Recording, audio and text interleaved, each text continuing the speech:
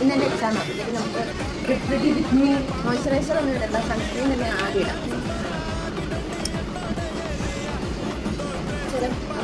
പിടിക്കട്ടെ, പൗഡർ കയ്യിലെടുത്തിട്ട് വരാം.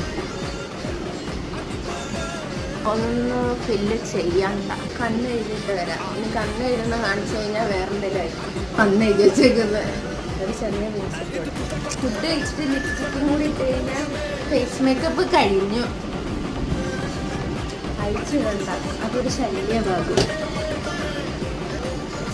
ഇങ്ങനെയൊക്കെ വേണം അങ്ങ് വെക്കുക.